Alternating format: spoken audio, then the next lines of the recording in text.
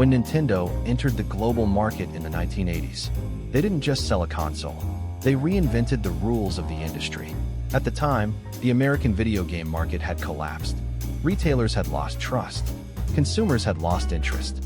Bringing another game console into that environment should have been impossible. But Nintendo didn't present it as just a game system. They turned it into something else. A controlled distribution model, a strict licensing system, even a robot. These decisions would not only revive the market, they would reshape the global industry. The event is often referred to as the video game crash of 1983. In the early 1980s, the American market was dominated by the Atari 2600. It was enormously popular and widely available. But as demand grew, so did the number of third-party developers. Many companies rushed games to market with little quality control. Retail shelves became flooded with poorly made titles. Consumers lost confidence. Retailers were left with unsold inventory. Within a short period of time, the industry's rapid growth collapsed under its own weight. This was the event that shook the video game industry before the arrival of the NES. By 1985, the market had shrunk to nearly one-tenth of its former size. Video games had virtually disappeared from American retail stores. And this is where our story begins. In what looked like a scorched and abandoned battlefield, there were those who stepped in and declared, "This is not a video game." Their name was Nintendo. In what seemed like a war already lost, how did they manage to seize control of the market? Today, we explore the strategy behind Nintendo's North American expansion, a strategy some might even call audacious. So how did Nintendo convince American retailers, many of whom were furious and swore they would never stock video games again? The first obstacle was simple: getting stores to carry the hardware at all. To retailers at the time, video games were the very products that had buried them in unsold inventory. They were seen as the main culprit behind massive financial losses. In an overwhelmingly hostile environment, Nintendo made a bold move. That move was surprisingly simple. During sales negotiations, they avoided using the word video game altogether. Instead of presenting it as a game console, Nintendo introduced the system under a new name, the Nintendo Entertainment System, or NES. By deliberately removing the word game, they distanced the product from the painful memories of the recent market collapse. It wasn't a video game console. It was an entertainment system. In other words, Nintendo kept repeating, "This isn't a video game console, it's an entertainment system." And the strategy went beyond marketing language. The hardware itself was carefully redesigned. Instead of resembling a traditional game console, the NES was styled to look like a VCR, a device that had already become common in American households. Even the cartridge mechanism followed that idea. Rather than inserting a cartridge from the top, players pushed it in from the front, just like loading a videotape. Every detail was meant to distance the system from the image of a failed video game. The goal was clear. Rather than presenting it as a toy for children, Nintendo wanted the NES to look like a piece of home electronics, something that wouldn't feel out of place in a living room. By framing it as a household device instead of a game console, they lowered the psychological barrier for adults, and for those who had developed a strong aversion to video games. This was not accidental. It was part of a carefully calculated strategy. Their most powerful weapon was a robot, known as R.O.B, the Robotic Operating Buddy. It had already been released in Japan and attracted considerable attention. But in the United States, Nintendo made a crucial decision. The robot was bundled with the system as a standard package. This became their trump card in winning over retailers. Suddenly, this wasn't just a video game console. It was an interactive robotic toy. As mentioned earlier, retailers had been burned by massive amounts of unsold inventory. Many of them were saying, "We're done with video games." Faced with stores reluctant to place new orders, Nintendo reframed the pitch. This wasn't just another game console. It was a cutting-edge, high-tech toy, complete with a robot. Nintendo aggressively promoted it as the perfect Christmas product, positioning the system not as a risky gamble, but as an exciting new category of entertainment. In the end, many retailers reluctantly agreed to carry the NES. But in reality, this was also part of Nintendo's larger strategy. By disguising the system as something other than a traditional video game console, Nintendo was able to push the NES into a market that had openly rejected video games. It was, in effect, a calculated camouflage operation. Behind the friendly image of a robot and a sleek entertainment device was a company determined to reclaim the industry. Through a series of carefully calculated moves, Nintendo successfully cleared the first major hurdle, getting the NES onto retail shelves. But that alone was not enough. Even if the system was available in stores, it did not automatically erase the deep mistrust toward video games that had taken root in the minds of American consumers. Winning shelf space was only the beginning. Winning back trust would require something more. The distrust toward video games ran deep. The crash had not only damaged retailers, it had reshaped consumer perception. The next challenge was even greater. How do you restore trust in a product category that people have already abandoned? How do you convince a generation of consumers to give video games another chance? This is where Nintendo's next strategy begins. At the heart of the crash was a flood of low-quality software. The market had become saturated with poorly designed and unfinished games. When consumers spent their money only to be disappointed again and again, trust inevitably eroded. Many American players came to see video games as unreliable, even disposable. To confront this perception head-on, Nintendo introduced one of the strictest quality control systems the industry had ever seen. Only titles that passed Nintendo's rigorous approval process were allowed to carry a special mark, the gold Nintendo seal of quality. With the seal, Nintendo was effectively saying, "We stand behind this game." It was a public assurance that the title was not only functional, but worth playing. By placing the seal of quality on the packaging, Nintendo gave consumers a clear signal. This game had been tested, approved, and endorsed by the company itself. In a market built on broken promises, that endorsement mattered. However, there was another side to this system. If Nintendo claimed the authority to decide which games were good enough, it also meant taking control over what reached the market. For third-party developers, this was not a trivial matter. After all, shouldn't players be the ones to decide what is fun?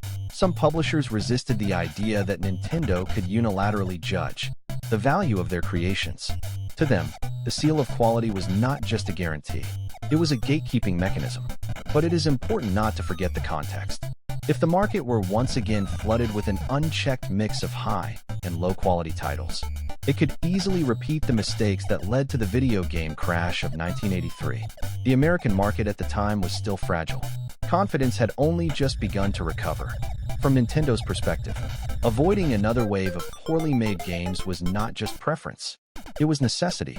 In such a delicate environment, strict control was seen as a form of protection. Determined not to repeat the chaos of the past, Nintendo took additional measures to prevent an uncontrolled flood of software. The company imposed a strict limit on third-party publishers.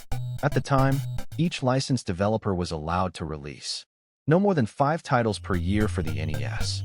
It was a direct response to the quantity over quality approach that had contributed to the crash. Unlike Atari's strategy of overwhelming the market with sheer volume, Nintendo used firm restrictions to contain it by force. Nintendo didn't stop at limiting the number of titles. Just as it had done in Japan, the company also took control of the manufacturing process itself. Cartridges could only be produced at Nintendo's own factories. This meant publishers couldn't freely manufacture their games.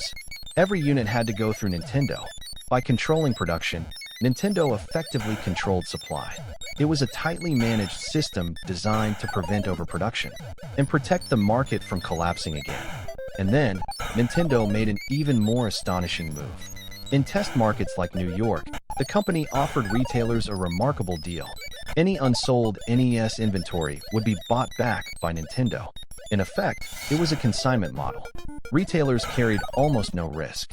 Nintendo carried all of it. It was a gamble of the highest order, a company staking everything on its own belief, without assuming that level of risk. Neither skeptical retailers nor distrustful consumers would budge. Nintendo had unwavering confidence that the NES would sell, and in that moment, there was no room for hesitation.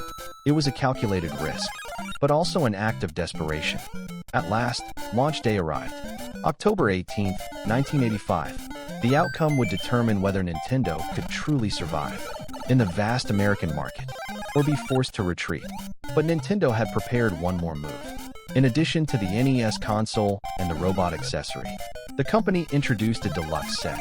It included the light gun, later known as the Zapper, along with 2 compatible games.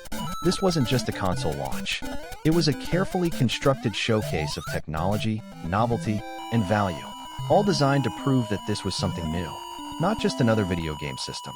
The deluxe set was priced at around $190 at the time. Not cheap, but that price point may have worked in Nintendo's favor. For that amount, consumers weren't just getting a console. They were getting a futuristic robot accessory, a light gun, the system itself, and 2 games. The combination of a robot and a light gun didn't immediately scream video game, just as Nintendo intended. It looked more like a high-tech toy, something new, something innovative, something safe. That was precisely the point. But there's another fascinating angle to this story.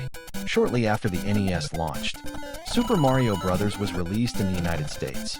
By that point, it was already a massive hit in Japan. Word of its quality had spread, and Nintendo likely knew it had a system seller on its hands. And yet, they didn't push Mario to the front. In fact, you could argue they deliberately kept him from dominating the spotlight.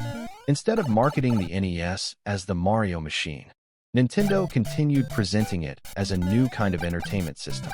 It was a subtle but calculated move. At first glance, it might seem like Nintendo was wasting a golden opportunity. Why not lead with its strongest weapon? But from Nintendo's perspective, the launch had already proven something important. The NES was gaining traction. Retailers were responding. Consumers were curious. They had achieved what once seemed impossible, re-entering the American market. And with that initial foothold secured, Nintendo was already preparing its next move. By 1986, Nintendo expanded distribution nationwide across the United States. This time, the company structured its lineup around 3 core packages. First, the control deck, the NES console with 2 controllers. Second, the action set, which included the console, 2 controllers, the light gun, and a 2-in-1 cartridge featuring Super Mario Bros. And Duck Hunt on a single ROM. And third, the original deluxe set, complete with the robot accessory. Later on, even the control deck would bundle Super Mario Bros., making Mario inseparable from the NES itself. There's an important detail that often gets overlooked. Even the basic NES console with controllers, and even Super Mario Bros. Itself, were already available in the US shortly after the system's initial debut. The product lineup existed, but consumers simply weren't rushing toward it. That reality speaks volumes about how deep the scars of the crash truly were. The market wasn't rejecting Mario. It was still wary of video games as a whole, and Nintendo seemed to understand that. Rather than aggressively pushing software, the company focused first on rebuilding trust. With the growing popularity of Super Mario Bros., Nintendo steadily secured its dominance in the American console market. What began as a cautious re-entry into a shattered industry turned into an unshakable position at the top. In a landscape reduced to ashes by the crash, Nintendo faced fierce headwinds and overwhelming skepticism. And yet, to bring the Famicom, reborn as the NES, into homes across America, the company employed the extraordinary strategies we've explored. It wasn't luck. It wasn't timing alone. It was a calculated reinvention of how video games were sold, and how they were trusted again. In this episode, we look back at the bold and unconventional strategies Nintendo used to introduce the NES overseas. From meticulous planning to calculated risk-taking, the company's approach to overcoming adversity reshaped the industry. I'd love to hear your thoughts. Do you have any memories of the NES era, or a favorite game from that time? Feel free to share them in the comments below. If you enjoyed this video, subscribing to the channel and leaving a like really helps and keeps me motivated to create more content like this. Thanks for watching, and I'll see you in the next video.